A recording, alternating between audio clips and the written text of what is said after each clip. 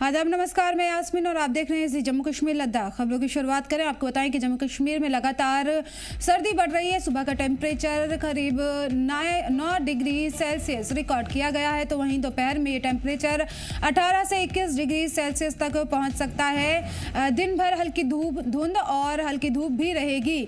शाम में टेम्परेचर गिरकर 14 से 16 डिग्री सेल्सियस के आसपास होगा। रात में टेम्परेचर करीब 12 से 13 सेल्सियस रहने का अंदाजा लगाया गया है। लगातार वादी कश्मीर में सर्दियां बढ़ती जा रही हैं। इस हवाले से स्कूल की जो बच्चे थे उनकी छुट्टियों का भी ऐलान कर दिया गया है और यहाँ पर लगातार सर्दी बढ़ रही है। सुबह के जो टेम्परेचर है वो करीब 9 डिग्री सेल्सियस रिकॉर्ड किया गया है। दोपहर में टेम्परेचर 18 से 21 तक पहुँच सकता है और दिन भर हल्की धुंध और हल्की धूप रहेगी। शाम को टेम्परेचर गिरकर 14 से 16 डिग्री सेल्सियस के आसपास होगा। रात में टेम्परेचर करीब 12 से 13 डिग्री सेल्सियस रहने का अंदाजा लगाया गया है। लगातार सर्दी में इजाफा देखा जा रहा है, जिसके हवाले से तमाम तर इंतजामात भी किए जा रहे हैं और स्कूल की छुट्टियों का भी ऐलान किया गया है। छोटे जो बच्चे थे उनकी छुट्टियों का ऐलान किया गया है। कई जगहों पर जो टेम्परेचर है वो माइनस से नीचे जा चुका है और यहाँ पर आज जो सुबह का टेम्परेचर था वो करीब 9 डिग्री सेल्सियस रिकॉर्ड किया गया है। दोपहर में टेम्परेचर 18 से 21 डिग्री सेल्सियस तक पहुँच सकता है। दिन भर हल्की धुंध रहेगी और हल्की धूप भी रहेगी।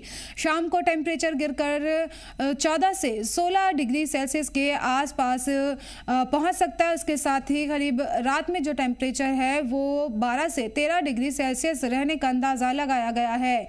लगातार सर्दी में इजाफा देखने को मिल रहा है और इसको लेकर तमाम तर इंतज़ामिया की तरफ से भी तैयारियां की जा रही है। लोग भी इस हवाले से इंतज़ामात कर रहे हैं और लोगों को गर्म कपड़े पहनने की भी हिदायत दी गई है। टेम्परेचर में लगातार गिरावट दर्ज की जा रही है। सुबह के टेम्परेचर की बात की जाए तो वो 9 डिग्री सेल्सियस रिकॉर्ड किया गया है, तो वहीं दोपहर में टेम्परेचर 18 से 21 डिग्री सेल्सियस तक पहुंच सकता है।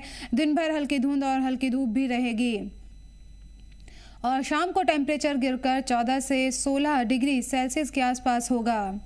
और मज़ीद जानकारी के लिए हमारे नुमाइंदे गौहर हमारे साथ जुड़ गए हैं। गौहर, क्या जानकारी, किस तरह से मौसम में अब यहाँ पर गिरावट देखी जा रही है, क्या कुछ सूरत हाल देखने को मिल रही है?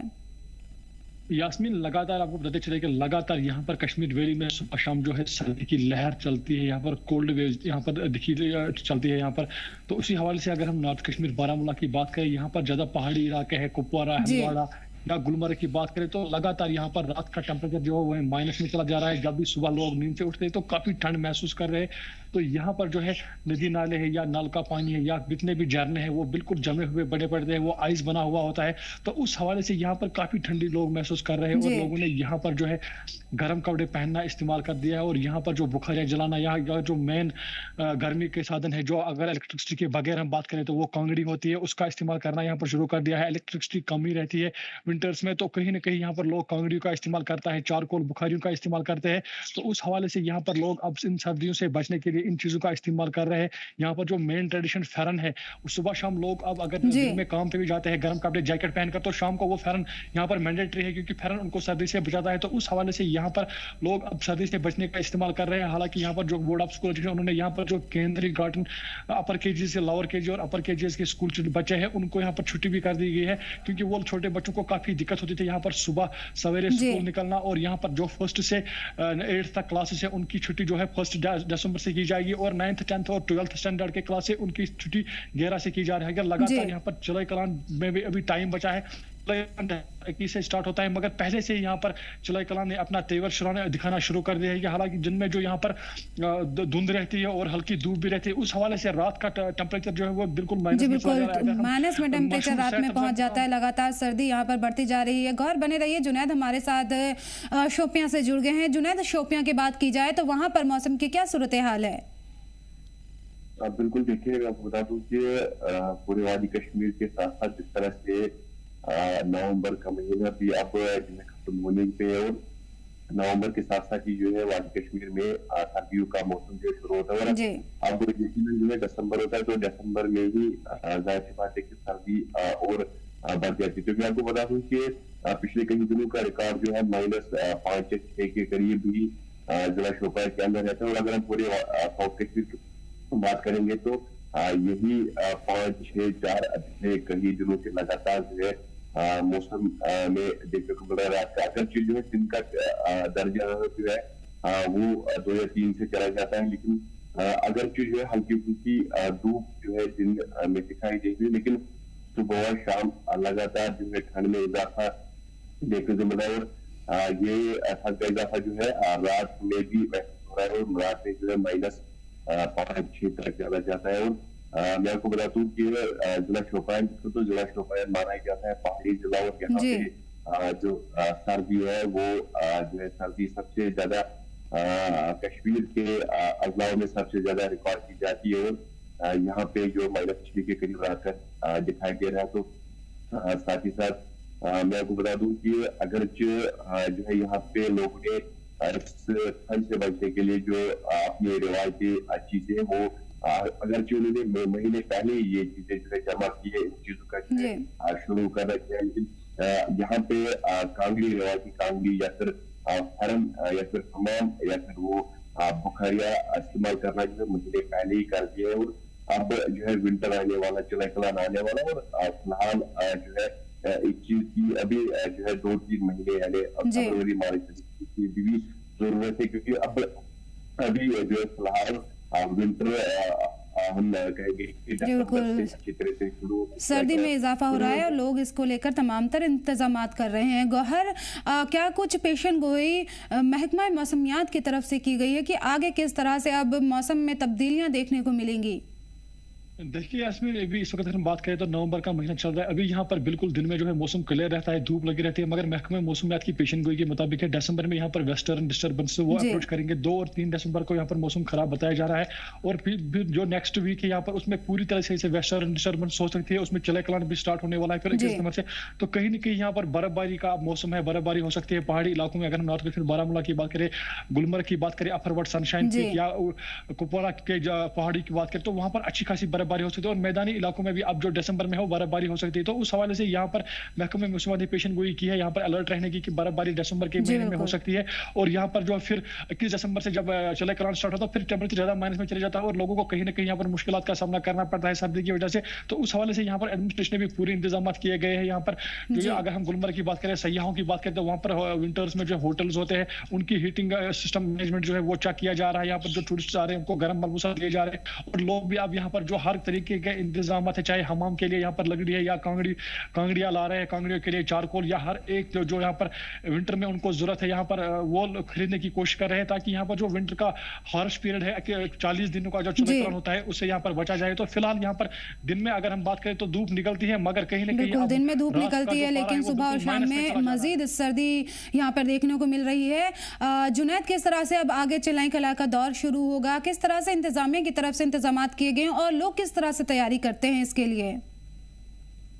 देखिए, बिल्कुल जिस तरह से मैंने पहले बताया कि दिसंबर का महीना शुरू हो रहा है, वो 21 दिसंबर से जो कहिए कि चलाकलान 40 दिन का जो शुरू होता है। तो देखिए जब हो रहा तो लोगों की तरफ से जो पहले से ही इस चीज की इंतजाम किए जाते हैं। विंटर या के चलाकलान जैसे ये शदीद सर्दी लोगों के लिए नया नहीं है। पिछले कई दहाइयों से इस चीज को लोग झेल रहे हैं और इसी चीज को जो है टैकल कर रहे हो। लोग जो है हमेशा जो है इस चीज को बचने के लिए पहले से इंतजाम करते हैं। जिस तरह से मैंने बताया कि रिवायती कांगड़ी, रिवायती खरन, हमाम या फिर रिवायती बुखारिया, लकड़ी बुखारिया, वो इस चीज को जो है पहले से इंतजाम करते हैं। और इस चीज के जो कोयले से जो कांगड़ी जलाते हैं तो उस चीज का पहले से इंतजाम किया जाता है। सर्दी में लगातार इजाफा होता जा रहा है और इंतजामिया और लोग पूरी तरह से तैयारी कर रहे हैं इन सर्दियों से निमटने के लिए। बहुत बहुत शुक्रिया आप दोनों का इन तमाम जानकारी के लिए। और आपको बताएं कि रामबन में बायोमेडिकल वेस्ट कवानीन की खिलाफ वर्जी करने पर कार्रवाई की गई है, जिसके तहत 11 डायग्नोसिस्ट सेंटर को लैब को बंद कर दिया गया है और वेस्ट कवानीन की इन पर खिलाफ वर्जी का इल्जाम है। रामबन में 18 लैब्स सील कर दी गई है। बिना इजाजत के ये लैब्स चल रही थी। पानी हवा कवानीन की भी इन्होंने खिलाफ वर्जी की है। बिजली पानी कनेक्शन इनका कट करने का हुक्म जारी किया गया है। डीसी रामबन को इसकी निगरानी का जिम्मा जिम्मा दिया गया है। कार्रवाई की गई है लैब्स के खिलाफ में जो बिना इजाजत के चल रही थी। 18 लैब्स को बंद कर दिया गया है क्योंकि ये लोग कवानीन की खिलाफ वर्जी कर रहे थे। रामबन में ये कार्रवाई की गई है। बायोमेडिकल वेस्ट कवानीन की खिलाफ वर्जी करने पर यह कार्रवाई हुई है। 18 डायग्नोस्टिक्स सेंटर और लैब को बंद कर दिया गया है। बायोमेडिकल वेस्ट कवानीन की खिलाफ वर्जी का यहाँ पर इल्जाम लगा था, जिसमें रामबन में 18 लैब्स को सील कर दिया गया है। बिना इजाजत ये लैब्स चल रही थी। पानी हवा कवानीन की भी खिलाफ वर्जी और बिजली कनेक्शन इनका कट करने का हुक्म जारी किया गया है और इस पूरे कार्रवाई की जो जिम्मेदारी है निगरानी की वो डीसी रामबन को दी गई है। रामबन में कार्रवाई की गई है। 18 लैब्स को सील कर दिया गया है। इन पर कवानीन की खिलाफ वर्जी का इल्ज़ाम है। बायोमेडिकल वेस्ट कवानीन की खिलाफ वर्जी के इल्ज़ाम में रामबन में 18 लैब्स को सील कर दिया गया है। और मज़ीद जानकारी के लिए हमारे नुमाइंदे खुर्शीद हमारे साथ जुड़ गए हैं। खुर्शीद, क्या जानकारी है? ये कार्रवाई यहाँ पर की गई, 18 लैब्स को सील किया गया है। जी यास्मीन, जिला रामबन के अंदर एक बहुत बड़ी कार्रवाई की गई जिसमें 18 क्लिनिकल लैबों को जो है बिल्कुल मुकम्मल तौर पर जो है वो सीज कर दिया गया है। ये 18 लैब जो है मुख्तलिफ इलाकों में जो है अपना काम कर रहे थे। इसमें रामबन, गूल, बनिहाल, खड़ी, बटोत, उकड़हाल, रामसू, संगलदान के इलाकों में 18 क्लिनिकल लैब जो है वो काम कर रहे थे और ये देखा गया कि उल्लंघन करते हैं जो इनकी गाइडलाइन है उसके बराबर ये काम नहीं करते थे, अपने मनमाने से काम करते थे, जिसमें बायोमेडिकल वेस्ट के देखे गए उल्लंघन करते थे। और ये कार्रवाई जो है JKPCC यानी कि पोल्यूशन कंट्रोल कमेटी रामबन ने ये कार्रवाई की है और 18 लैबों को मुकम्मल तौर पर बंद कर दिया गया है। और जो पोल्यूशन कंट्रोल कमेटी रामबन है इन्होंने एक लेटर DC रामबन मोहम्मद इलियास खान को भी दे दी है। उसके साथ साथ जो इसके साथ मुल्लसिक डिपार्टमेंट है जो जल शक्ति, रामबन जल शक्ति, बनिहाल, गूल, संगलदान, इन सारे डिपार्टमेंटों को ये लेटर गई है और आने वाले वक्त में ये कार्रवाई बढ़ सकती है यास्मीन, क्योंकि देखा गया कि जिस तरह आपने कहा बायोमेडिकल वेस्ट है, जो मैं आपको हम अपने दर्शकों को आसान तरीके से समझाने की कोशिश करेंगे यास्मीन।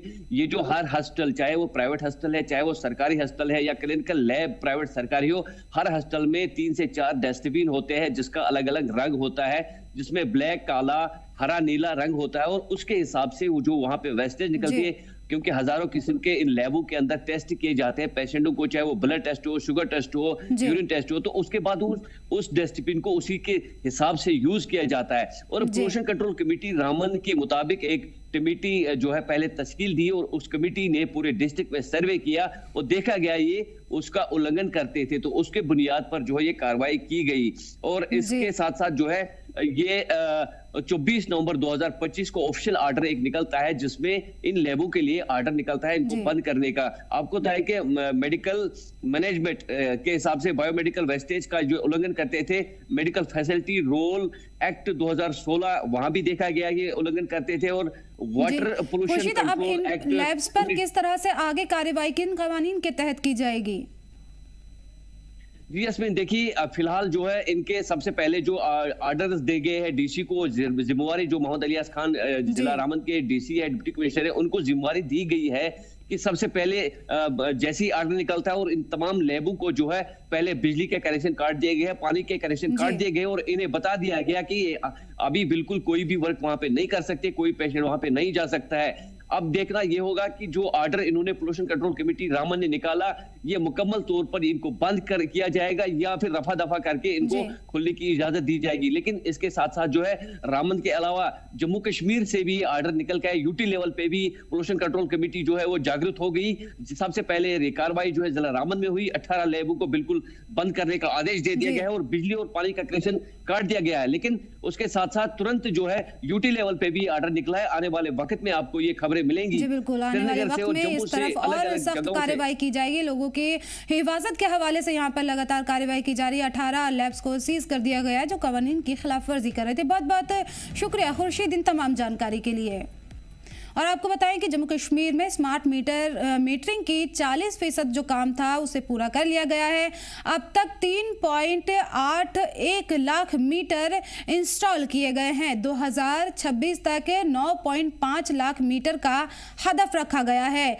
AT&C लॉस घटकर 32% पहुंच गया है। बिलिंग और रिकवरी कारकर्दगी बढ़ी है। चीफ सेक्रेटरी ने काम को तेजी से करने के लिए हुक्म जारी किया है। स्मार्ट मीटर को लेकर यहां पर खबर सामने आई है।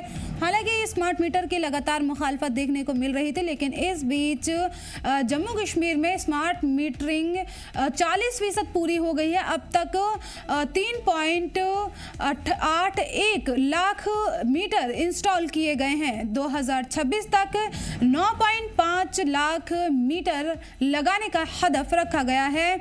AT&C लॉस घटकर 32% पहुंच गया है। बिलिंग और रिकवरी यहां पर कारकर्दगी इसमें बढ़ी है और चीफ सेक्रेटरी ने इस काम में तेजी लाने के लिए कहा है। 2026 तक 9.5 लाख मीटर लगाने का हदफ रखा गया। चीफ सेक्रेटरी ने काम में तेजी लाने के लिए कहा है। जम्मू कश्मीर में स्मार्ट मीटरिंग 40% पूरी हो गई है। अब तक 3.81 लाख मीटर इंस्टॉल किए गए हैं। इसके साथ ही 2026 तक के लिए हदफ भी तय किया गया है। इसमें 9.5 लाख मीटर लगाने का हदफ है और यहाँ पर बिलिंग और रिकवरी कारकर्दगी भी बढ़ी है। चीफ सेक्रेटरी ने इन काम में तेजी लाने के लिए कहा है। स्मार्ट मीटर के हवाले से ये खबर आपको बता दें, जम्मू कश्मीर में स्मार्ट मीटर जो इंस्टॉलिंग का काम है वो तकरीबन 40% पूरा है। इस पर मज़ीद जानकारी के लिए हमारे नुमाइंदे मीर उमर हमारे साथ जुड़ गए हैं। मीर, क्या जानकारी है? मीटरिंग का काम तकरीबन 40% या पूरा हो गया, किस तरह से, क्या कुछ अपडेट है इस हवाले से? देखिए, बिल्कुल स्मार्ट मीटर्स की जो इंस्टॉलेशन है उसको मल्टीपल फेजेस में लगाने का प्रोसेस जो है KPDCL की तरफ से जो है जारी किया गया था और उसमें अभी जो तीसरा फेज जो है वो करंटली चल रहा है। हालांकि जो फर्स्ट फेज जो है वो नवंबर 2020 को शुरू हुआ था और मल्टीपल फेजेस में जो है इस स्मार्ट मीटर की जो इंस्टॉलेशन जो है अक्रॉस जम्मू कश्मीर में शुरू की गई थी और करीबन 2026 के इख्तिताम तक जो है 9.5 लाख स्मार्ट मीटर्स को इंस्टॉल करने की बात करी गई है। हालांकि अगर आप कश्मीर डिवीजन की बात करें तो अभी तक 1,87,894 मीटर जो है कश्मीर में लगाए गए हैं और वहीं पे अगर हम जम्मू की बात करें तो 1,93,777 मीटर जो है अभी स्मार्ट मीटर जो है वो इंस्टॉल कर दिए गए हैं, जो कि इस 9.5 लाख के पोर्शन की अगर आप बात करें तो ये 40% इसका है, यानी कि 40% है, जिसको अभी बाकी मजीद जो इसकी 60% की जो इंस्टॉलेशन है वो करीबन बताया गया है कि वो 2026 के इख्तिताम तक जो है वो लगाया जाएगा। यानी कि जो रिमेनिंग इसका जो 60% जो है वो 2026 के इख्तिताम तक लगाया जाएगा और इसकी जो मुकम्मल जो शरह जो है वो हमें 9.5 लाख जो है देखने को मिल सकती है कि जो स्मार्ट मीटर्स की जो इंस्टॉलेशन जो है अक्रॉस जम्मू कश्मीर लगाई जाएगी। इसके साथ साथ दो और जो बड़े प्रोजेक्ट्स जो है इसके साथ चल रहे हैं, क्योंकि ये एक स्कीम के अंडर जिसे हम RDSS स्कीम कहते हैं उसके दायरे में जो है ये इंस्टॉलेशंस हो रही हैं और मजीद जो इसके साथ जो कनेक्टेड एलाइड जो प्रोजेक्ट्स जो हैं उसमें दो प्रोजेक्ट्स जो है, एक प्रोजेक्ट ये है कि जहाँ पे हम जो इसकी लॉस रिडक्शन जो है उसको काफ़ी कम करने की कोशिश कर रहे हैं, जिसमें हुकिंग आती है या पावर की जो चोरी है उस प्रोजेक्ट को लेकर भी काम किया जा रहा है। साथ साथ जो इस स्मार्ट मीटर इंस्टॉलेशन का जो इंफ्रास्ट्रक्चर है अक्रॉस जम्मू एंड कश्मीर उसको बढ़ावा देने की कोशिश की जा रही है, उस इंफ्रास्ट्रक्चर को बड़ा करने की कोशिश की जा रही है। उसमें मजीद अपग्रेडेशन या अपडेशन या डेवलपमेंट जो है उसमें उसके इंफ्रास्ट्रक्चर में की जा रही है, जिसमें करीबन 4,700 करोड़ जो है लगाए जाने हैं। तो ये एक बहुत बड़ी जो पेशरफ्त जो है करंटली डिपार्टमेंट की तरफ से चल रही है, जिसमें कोशिश की जा रही है ना कि सिर्फ यहाँ पे स्मार्ट मीटर्स की इंस्टॉलेशन 100% इंश्योर किया जाए, लेकिन साथ साथ जो बिजली की चोरी जो है उसको भी हर एक तरीके से बिल्कुल किस तरह से मीर देखा जाए कि हमने देखा है कि इसकी मुखालफत भी हो रही थी स्मार्ट मीटर की, लेकिन इस बीच में अब ये काम चल रहा है, तो किस तरह से लोगों का ताउन मिल रहा है इसमें? वेल देखिए, इनिशियल टाइम में अगर आप बात करें जैसे ही यहाँ पे स्मार्ट मीटर्स की इंस्टॉलेशन का प्रोसेस शुरू किया गया था तो लोगों की तरफ से इसको लेकर जो है मजम्मती एहतजाज जो है हमें जगह जगह देखने को मिल रहे थे। वो लोगों का मानना था कि यहाँ पे उस तरह के रोजगार के जो वसाइल जो है वो उस हद तक नहीं है जहाँ पे वो स्मार्ट मीटर्स की जो टैरिफ्स की जो चार्जिंग जो है उसको वो बर्दाश्त कर पाए। लेकिन उसके बावजूद भी जो है ये प्रोसेस जो है लगातार चलता रहा और इसके मुताबिक अगर आप देखिए जिस तरह से ऑफिशियल रिकॉर्ड्स है उसके मुताबिक 40% जो है ऑलरेडी अभी अब जम्मू कश्मीर का इंस्टॉल्ड है स्मार्ट मीटर से। और लेटर ऑन जो है कहीं ना कहीं पे एक बड़ी जो सिचुएशन देखने को मिली कि केपीडीसीएल की तरफ से या जेपीडीसीएल की तरफ से अगर आप देखें तो पब्लिक में इसको लेकर जो है प्रॉपर अवेयरनेस नहीं थी कि अगर आप स्मार्ट मीटर लगाते हैं तो ये आपके लिए किस तरह से बेनिफिशियल है। क्योंकि जो भी करंटली स्मार्ट मीटर्ड एरियाज हैं जहाँ पे स्मार्ट मीटर्स को इंस्टॉल किया गया है वहाँ पे राउंड द क्लॉक जो है इलेक्ट्रिसिटी की सप्लाई जो है वो बरकरार रहती है। हालांकि जो आप नॉन मीटर एरियाज की बात करें तो वहाँ पे कर्टलमेंट भी देखने को मिलती है, वहाँ पे एक एक दो दो घंटे की जो पावर की जो कटौती जो है वो भी देखने को मिलती है। इनफैक्ट एक और बड़ी बात जो इसके साथ जो जुड़ी हुई है, जो भी स्मार्ट मीटर एरियाज जो है जहाँ पे स्मार्ट मीटर लगाए गए हैं, जहाँ पे इलेक्ट्रिसिटी की सप्लाई चल रही है, वहाँ पे जो इलेक्ट्रिसिटी की जो वोल्टेज है वो हमें 220 के आसपास देखने को मिलती है, यानी कि फुल फ्लेज्ड इलेक्ट्रिसिटी जो है उन एरियाज में सप्लाई होती है। लेकिन जो ऐसे एरियाज है जहाँ पे स्मार्ट मीटर्स अभी इंस्टॉल्ड नहीं है तो वहाँ पे हमें करीबन 170 या 180 वोल्टेज के हिसाब से जो है इलेक्ट्रिसिटी की सप्लाई देखने को मिलती है, जो कि एक अपनी जगह पे एक चैलेंज है। तो कहीं ना कहीं पे डिपार्टमेंट्स ने उस वक्त जो है पब्लिक में प्रॉपर अवेयरनेस शायद नहीं की थी। जी, अब क्या मीर जैसा आप बोल रहे हैं कि अवेयरनेस नहीं थी, तो क्या अभी किसी तरह का बेदार किया जा रहा है लोगों को कि स्मार्ट मीटर उनके लिए फायदेमंद साबित हो सकते हैं? वेल उस हद तक तो नहीं कह सकते कि डिपार्टमेंट की तरफ से या कॉर्पोरेशन की तरफ से कोई बड़े अवेयरनेस प्लान या प्रोग्राम्स किए गए हैं जहां से लोगों को अवेयर किया जाए कि ये आप लोगों के लिए किस तरह से बेनिफिशियल है। हाँ, अब ये है कि जो माउथ टू एयर जो एक इंफॉर्मेशन जो है वो स्प्रेड होती है कि जिन एरियाज में अभी स्मार्ट मीटर्स इंस्टॉल्ड है वो उन फिजिबिलिटीज को जो है बाकी लोगों के साथ शेयर करते हैं, जिससे थोड़ा बहुत जो इसका जो एक इम्प्रेशन था, जो एक नेगेटिव इम्प्रेशन जो है पब्लिक में पड़ा था कि स्मार्ट मीटर लगाने से उनको कई सारी दिक्कतों का सामना करना पड़ सकता है, चाहे हम चार्जिंग की बात करें या बाकी फेयर्स जो इसके होते हैं। तो उसको लेकर वो कहीं ना कहीं पे अब जो है वो तनाव का माहौल थोड़ा बहुत कम हो गया। उस वजह से अब लोगों की तरफ से हमें ज्यादातर जो है इसको लेकर कोई मजम्मती एहतजाज देखने को नहीं मिलते हैं। हाँ, लेकिन ये जरूर है कि जो कि डाउन ट्रोडन एरियाज हैं या जो वीकर सोसाइटी से बिलोंग करते हैं या weaker part of the society से बिलोंग करते हैं, जो दिन को कमाते हैं शाम को खाते हैं, उनके लिए जो है अभी भी कहीं ना कहीं पे ये एक तशवीश की बात बनी हुई है कि अगर वहां पे उनके स्मार्ट मीटर्स लगते हैं तो उसकी चार्जिंग कैसे होगी, उनके पैसे कैसे चार्ज किए जाएंगे। क्योंकि इसमें रिसेंटली हमने प्रीपेड का भी एक मोड देखा था जिसकी वजह से लोग काफी ज्यादा परेशान थे, जो कह रहे थे कि हम दिन में रेडी पे अपना पैसा कमाते हैं, शाम को अगर वो घर देंगे तो इलेक्ट्रिसिटी को के लिए क्या वो करेंगे। तो ये ऐसे कई सारे सवाल सीएम उमर की तरफ से ये कहा गया है कि अगर जो स्मार्ट मीटर लगाएंगे तो उनको 200 यूनिट फ्री बिजली दी जाएगी, तो क्या इसका कोई असर देखने को मिल रहा है? वेल देखिए, ये भी एक सिचुएशन का एक अलग पोर्शन है, क्योंकि सरकार जब बनी थी और कैंपेनिंग के दौरान जो है जम्मू कश्मीर नेशनल कॉन्फ्रेंस की तरफ से जो सरकार बनी, इन्होंने शुरुआत में ही पब्लिक में ये बात रखी थी कि यहाँ के अवाम को जो है 200 यूनिट्स फ्री दिए जाएंगे। लेकिन लेटर ऑन जो है उसमें कंडीशंस देखने को मिली कि जिसमें उन्होंने कहा कि जो स्मार्ट मीटर लगाएंगे उनको दिया जाएगा, जबकि इनिशियली कैंपेनिंग के दौरान ये बात कहीं पे जाहिर नहीं हुई थी, जिसकी वजह से भी लोगों में कहीं ना कहीं पे एक इंतशार पैदा हो चुका था कि गवर्नमेंट ने अब जो है कंडीशनल सूरत हाल जो है स्मार्ट मीटर्स या बिजली के फ्री 200 यूनिट्स के हवाले से की है। लेकिन लगातार जो है गवर्नमेंट ने भी अपने जो सिचुएशन जो है सूरत हाल जो है उसको क्लियर करने की कोशिश की है कि जब आप स्मार्ट मीटर लगाएंगे तभी तो यूनिट्स की जो मीटरिंग जो है वो पता चलेगी और तभी वहाँ पे जो है वो 200 यूनिट्स जो है वो फ्री किए जाएंगे। हालांकि जब बिलिंग की जाती है तो बिलिंग में केवीज का बिल्कुल साफ तौर पर मेंशन्ड होता है कि अगर किसी घर के साथ जो एक फ्लैट रेट की गई है तो वो कितना वहां पे पावर कंज्यूम कर रहा है, चाहे वो 2 किलोवाट का हो या 3 किलोवाट का हो, अकॉर्डिंग टू दैट उसकी बिलिंग भी होती है। तो कहीं ना कहीं पे ये एक जो है कंफ्यूजन जो है इनिशियली लोगों में पैदा हुआ था कि गवर्नमेंट ने अगर कहा था कि 200 यूनिट्स फ्री दिए जाएंगे तो अब इसमें कंडीशन क्यों है। लेकिन गवर्नमेंट ने इस बात को भी क्लियर करने की कोशिश की है कि यूनिट्स तभी गिने जाएंगे, तो यूनिट्स तभी पता चलेंगे जब वहां पे मीटर लगा होगा। मीटर लगाना काफी ज्यादा कहीं ना कहीं पे इस बात के लिए इंपॉर्टेंट बन रहा है कि जहाँ पे 200 यूनिट्स जो है वो फ्री दिए जाएंगे। इसके साथ साथ और सेंट्रल लेवल पे भी एक बहुत बड़ी स्कीम जो है जम्मू कश्मीर में चल रही है, जिसमें यहाँ पे जो सोलर पावर की जो सोलर यूनिट्स की जो इंस्टॉलेशन है उसको लेकर भी सेंट्रल लेवल पे काम किया जा रहा है। और बताया जा रहा है कि जो भी जो सोलर यूनिट्स इंस्टॉल अपने घरों में करेंगे तो उनको सब्सिडी भी मिलेगी अराउंड 87 to 94,000 के आसपास।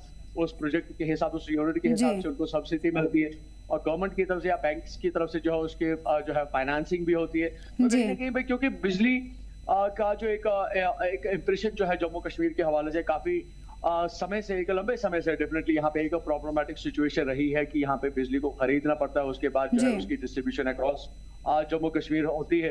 तो जो उसमें खर्चा जो है जितना यहाँ से जनरेट होता है उससे डबल जो है उसमें एक्सपेंसेस कहीं ना कहीं पे लगते थे। तो जो एक खसारे का एक सूरत हाल जो है डिपार्टमेंट के लिए बना था, वही वजह थी कि इसको फिर कॉर्पोरेशन में कन्वर्ट किया गया और अभी स्मार्ट मीटरिंग का प्रोसेस किया जा रहा है, जहां पे बिल्कुल स्मार्ट मीटरिंग का यहाँ प्रोसेस किया जा रहा है। 40% काम पूरा हो गया और काम में तेजी लाने के लिए यहाँ किया जा रहा है। 2026 तक के लिए 9.5 लाख तक के यहाँ पर स्मार्ट मीटर लगाने का हदफ रखा गया है। बहुत बहुत शुक्रिया मेरी इन तमाम जानकारी के लिए। और फिलहाल इस बुलेटिन में इतना ही, मुझे दीजिए इजाजत और आप देखते रहिए जी जम्मू कश्मीर लद्दाख।